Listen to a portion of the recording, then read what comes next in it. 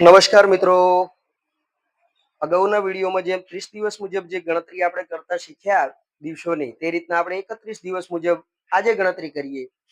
તો તેના માટે આપણે ખ્યાલ છે કે તમે કોઈ પણ પ્રકારનો મહિનો હોય, 12 મહિનાનો મહિના આપણે હોય છે, એમાં તમારા જે મહિનો, ધારો કે આપણે 1 થી લઈ અને 12 સુધીના જે મહિના છે, તેમાં તમારો ફિક્સ એના દિવસો નક્કી કરેલા હોય છે.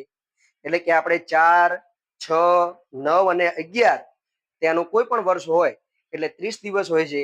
એના આવડે ધારો કે દિવસ જે તમારો, ધારો કે પહેલો મહિનો હોય, ત્રીજો હોય, પાંચમો, સાતમો, આઠમો, પછી ધારો કે 10 અને 12 તેના 31 દિવસ, અને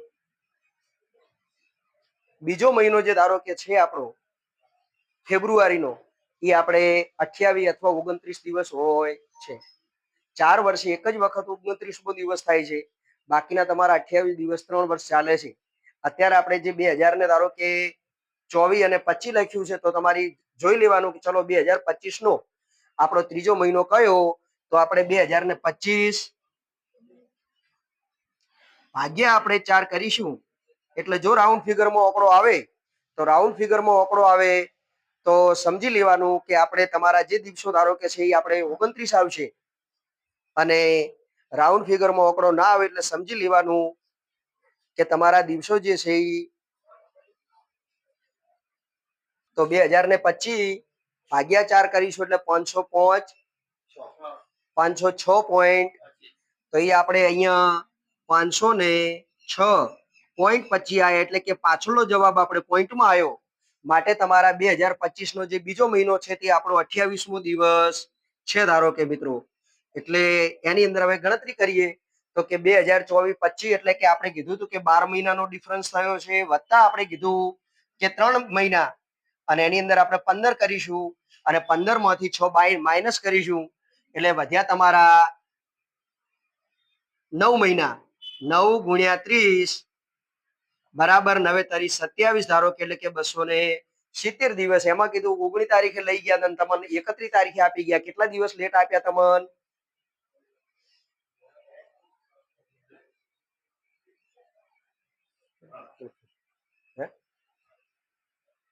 ઓકે, તો આપણે શું કીધું તમને? તો કે 11 દાડા આપણે લેટ તમે આલ્યા, તો એની અંદર આપણે 11 દિવસને આપણે બાદ ભાઈ પ્લસ કરવાના છે. એટલે તમારા એની અંદર 1, 8 અને 2 281 ધારો કે દિવસ થયા.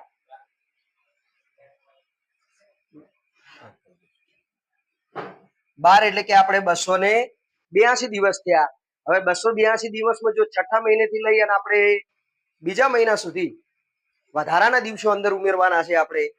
તો એના માટે આપણે જોઈએ તો કે ભાઈ છઠ્ઠા મહિનેથી આપણે જોઈએ તો છઠ્ઠા મહિનેથી વધારાનો દિવસ કેટલા આયા, તો એની અંદર આપણે 1, 2, 3, 4 અને આપણે 5 દિવસ ધારો કે પ્લસ કરવાના છે. તો વધારાના દિવસ 5 થયા, તો 5 દાડા આપણે પ્લસ કરીશું એટલે કે 5 ને 2 7, 8 અને 2. પણ એમાં હવે આપણો બીજો મહિનો આવ્યો. બીજો મહિનો ધારો કે આપણે ઓલરેડી ગણતરી જે કરી 30 દિવસ મુજબ ગણતરી કરી, અને આમાં આપણે 2025 બીજો મહિનો હતો. કેટલા દિવસનો મહિનો આપણે કીધો તમને? 28 દિવસનો.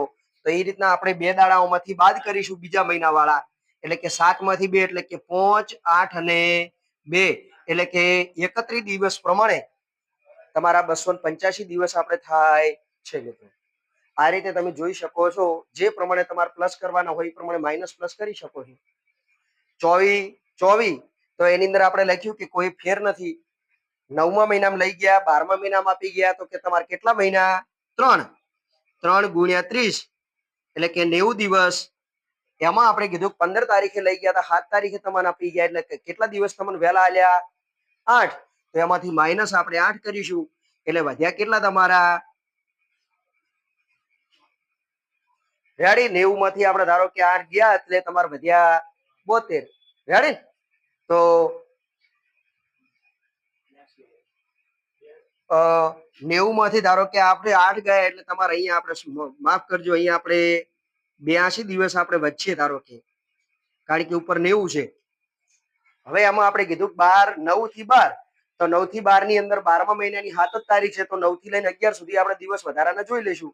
તો 9મા મહિનાની અંદર 1 અને 2 ધારો કે 12મો મહિનો તો આવી ગયો એટલે 9 થી લઈ અને આપણા 12 વચ્ચેમાં એક દાડો જ પ્લસ છે, તો આપણે એની અંદર વત્તા 1 દિવસ કરીશું. એટલે 82 વાળા કેટલા દિવસ થશે? આપણે 83 દિવસ ભાઈ. આ રીતના તમે 31 દિવસ પ્રમાણે દિવસો ગણી શકાય છે. બંધ કર.